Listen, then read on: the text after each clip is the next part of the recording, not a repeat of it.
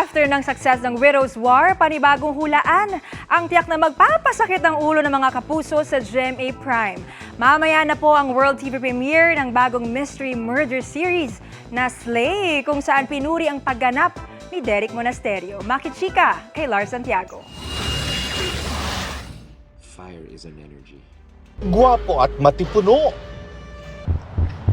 Pero saksakan naman ng red flag. Ngayong gabi, magsisimula na ang hulaan kung sino ang pumatay sa sikat na fitness influencer na si Zack na sinunog ng buhay. Fire, the most powerful and mysterious element. Wala itong kinikilala. Kahit ano pa yan, kahit sino pa yan, kahit ako. Marami nga ang nagulat kay Derek Monasterio sa ipinakita niyang husay sa pagganap sa bagong mystery murder series ng GMA na Slay na mapapanood na mamaya 9:25 ng gabi sa GMA Prime. Ang ginawa ko sa kanya is meron siyang parang troubled past, meron siyang dark past. Yun yung binuo kong backstory ko para like lumabas siya pag medyo binubuli ko na yung mga girls. Tila naging effective naman dahil kapag sa harap ng kamera, ramdam yan ng kanyang co-actors na sina Gabby Garcia, Mikey Quintos, Isabel Ortega at Julian San Jose na mapagbibintangan ang role sa krimen.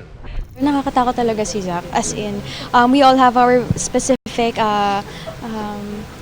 na moments na talagang magpupush sa characters namin. Parang nakakapanibago kasi it's not the usual Derek that we know, that we see. Pinaka natakot ako sa kanya, actually hindi sa set eh. When we were doing the workshops pa. My character kasi towards Zack, hindi siya takot kay Zack. They complement each other when it comes to being strong. Maging si GMA Senior Vice President, Attorney Annette Gozon Valdez, nagbigay ng favorable reaction sa ipinakitang husay ni Derek. Of course, si Derek nga, hindi kami nagkamali sa pagcast sa kanya. Lahat sila, they delivered so well. First time niyang sinabi sa akin yun after 15 years. So nakakatawa, nakaka-emotional.